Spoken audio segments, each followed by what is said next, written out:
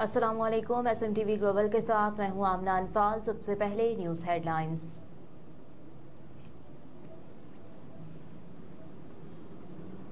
फौजी अदालतों के हक में करारदाद पर ऑपोजिशन का भरपूर एहतजाज। सेनेट इजलास मुलतवी कर दिया गया। चेयरमैन सेनेट ने इजलास पीर के रोज 3:30 बजे तक मुलतवी कर दिया। कामरान मुर्तजा एडवोकेट ने कहा कि अदालतों के हक में करारदाद मंजूर करके हमने बहुत बुरा काम किया। चेयरमैन सादिक संजरानी ने कहा कि आप सब बैठ जाएं, पहले वक्फा सवालात के लेते हैं, सब अरकान बैठ जाएं। अरकान ने कहा कि पहले फौजी अदालतों के हक में मंजूर की गई करारदाद के खिलाफ बात करने की इजाजत दी जाए। अरकान सेनेट की अक्सरियत अपनी नशिस्तों पर खड़े हो गए। अरकान का मिलिट्री कोर्ट्स के हक में मंजूर होने वाली करारदाद पर बात करने के लिए शदीद एहतजाज किया गया।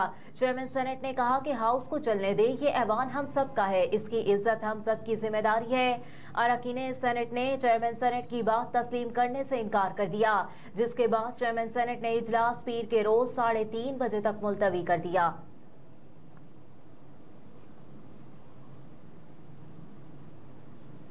इमरान खान की इंट्रा कोर्ट अपील पर समाअत का हुक्मनामा जारी। इस्लामाबाद हाई कोर्ट ने चेयरमैन PTI इमरान खान की इंट्रा कोर्ट अपील पर समाअत का हुक्मनामा जारी कर दिया। अदालत ने साइफर केस के ट्रायल पर हुक्म इम्तना में 20 नवंबर तक तौसी कर दी। तफसीलात के मुताबिक जस्टिस मियां गुल हसन औरंगजेब और जस्टिस समन रिफत इम्तियाज पर मुश्तमिल बेंच ने तहरीरी हुक्मनामा जारी किया। अदालत ने रिमार्क्स दिए कि चेयरमैन PTI के वकील आइंदा समाअत पर जवाबी दलाइल दें। जारी हुक्मनामे में कहा गया कि अटॉर्नी जनरल ने अपने दलाइल मुकम्मल कर लिए। साइफर केस के ट्रायल पर हुक्म इम्तना में 20 नवंबर तक तौसी की जाती है। इंट्रा कोर्ट अपील पर आइंदा समाअत 20 नवंबर को दिन 11 बजे होगी।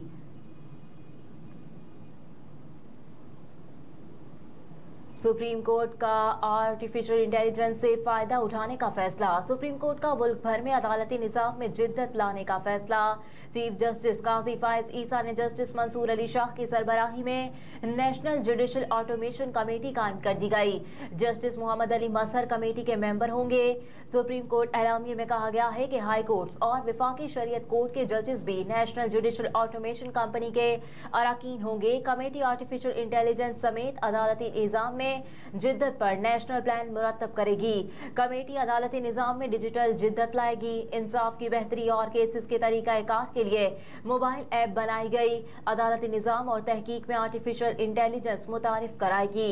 जस्टिस मंसूर अली शाह ने कहा कि अदलिया को टेक्नोलॉजी में जिद्दत अपनानी चाहिए। दुनिया सनती इनकलाब से टेक्नोलॉजी की तरफ बढ़ रही है। यही वक्त है कि पाकिस्तान के अदालती निजाम को भी जदीद टेक्नोलॉजी और तरबियती प्रोग्राम से रोशनास कराया जाए।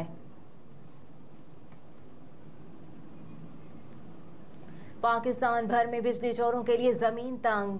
12 नवंबर के आदाद शुमार के मुताबिक मुल्क भर में 360 से ज्यादा गिरफ्तारियां अमल में लाई गई।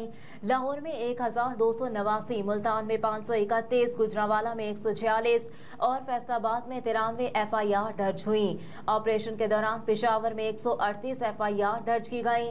हैदराबाद में 24, सक्खर में 97, कोयटा में 12 जबकि इस्लामाबाद में बिजली चोरों के खिलाफ 18 FIR दर्ज हुई।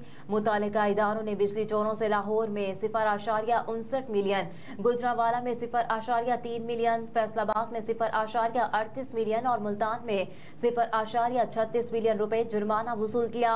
इस्लामाबाद में 0.4, पेशावर में 0.71, कोयटा में 0.15, सक्खर में 0.48 और हैदराबाद में 0.65 मिलियन रुपए जुर्माना वसूल हुआ। सदर मुमलिकत के अखराजात में 14 करोड़ का इजाफा। तफसीलात सेनेट में पेश कर दी गई। 5 सालों में ऐवान सदर के अखराजात कम करने और किफायत शारी इख्तियार करने के हवाले से सदर आरिफ अलवी के दावों की कली खुल गई।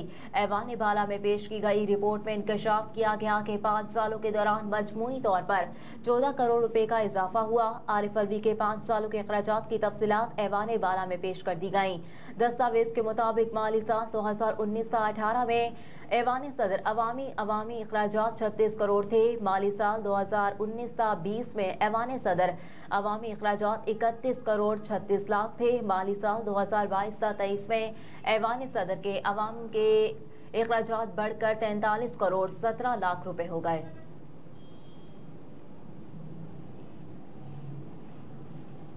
विफाक वजारत दिफा बलूचिस्तान और केपी हुकूमतों का फौजी अदालतों में सिविलियंस का ट्रायल रोकने का फैसला चैलेंज।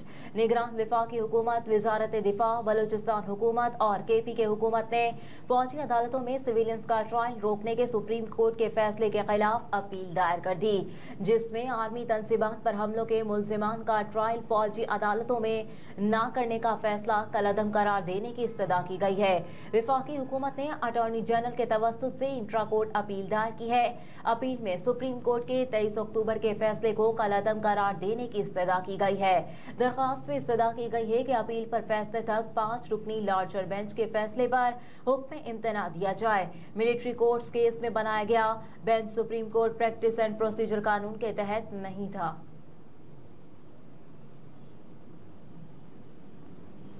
एशियाई तरक्याती बैंक की पाकिस्तान के लिए $25 करोड़ कर्ज की मंजूरी। मुआशी मैदान से अच्छी खबर।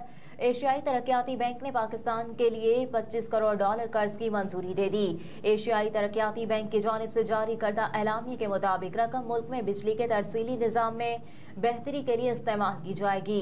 पंजाब और केपी में बिजली का तरसीली निज़ाम बेहतर बनाया जाएगा। मंसूबे से हाई वोल्टेज ट्रांसमिशन नेटवर्क को वुसअत दी जाएगी। मंसूबे से नेशनल ग्रिड की तरसीली सलाहियत को बढ़ाने में मदद मिलेगी। मंसूबे से पंजाब में ट्रांसमिशन के नुकसानात को कम किया जा सकेगा। कनाडा में पाकिस्तानी खानदान के 4 अफराद को ट्रक से कुचलने वाला शख्स मुजरिम करार।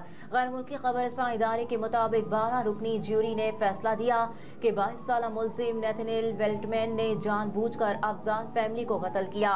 नेथनियल ने जून 2021 में लाहौर से ताल्लुक रखने वाले खानदान फिजियोथेरेपिस्ट सलमान अफजाल की फैमिली को कनाडा से के शहर लंदन ओंटारियो में ट्रक से कुचल दिया था। मुलजिम ने गाड़ी से कुचलकर सलमान अफजाल, उनकी अहलिया, बेटी और वालिदा को कत्ल किया था। वाक़े में मकतूल खानदान का कमसिन बेटा जख्मी भी हुआ था। अमरीकी सदर जो बाइडन ने कहा कि गजा पर इसराइल का कब्जा उसकी बड़ी गलती हो सकती है। तफसीलात के मुताबिक 7 अक्टूबर से मजलूम फलस्तीनियों पर इसराइली दहशतगर्दी का सिलसिला जारी है, जिसमें अब तक हजारों अफराद शहीद हो चुके हैं। इसराइल की जारहियत ने गजा को खंडर में तब्दील कर दिया, मगर इसराइल अब भी अपनी कार्रवाइयों से बाज नहीं आ रहा, जिसकी वजह से पूरी दुनिया में उसके खिलाफ एहतजाजी मुजाहरे हो रहे हैं। अमरीकी सदर जो बाइडन ने अपने एक बयान में इसराइल के वज़ीर आज़म नेतन्याहू पर वाज़ेह किया कि इसराइल फलस्तीन से है। उसके साथ ही अमरीकी सदर ने यह भी कहा कि गजा पर इसराइल का कब्जा उसकी बड़ी गलती हो सकती है। सदर जो बाइडन ने कहा कि वो अपनी ताकत के मुताबिक फलस्तीन की मुजाहमती तंजीम हमास के कब्जे से यरगमालियों की बाजियाबी के लिए कोशिशें कर रहा है, लेकिन इसका मतलब अमरीकी फौज बेचना नहीं था। अमरीकी सदर ने मजीद कहा कि यरगमालियों की बाजियाबी के मसाइल पर काम कर रहे हैं और उनकी बाजियाबी तक जंग नहीं रोक सकते। और प्रोटीज बल्लेबाज Quinton de Kock one day international cricket से रिटायर। भारत की मेजबानी में जारी International Cricket Council one day World Cup के 13वें एडिशन का दूसरा सेमीफाइनल कोलकाता में खेला गया। ऑस्ट्रेलिया ने जनूबी अफ्रीका को सनसनीखेज मैच में 3 विकेटों से शिकस्त देकर फाइनल तक रसाई हासिल कर ली। वर्ल्ड कप सेमीफाइनल में शिकस्त के बाद प्रोटीज विकेट कीपर बल्लेबाज Quinton de Kock one day cricket से रिटायर हो गए।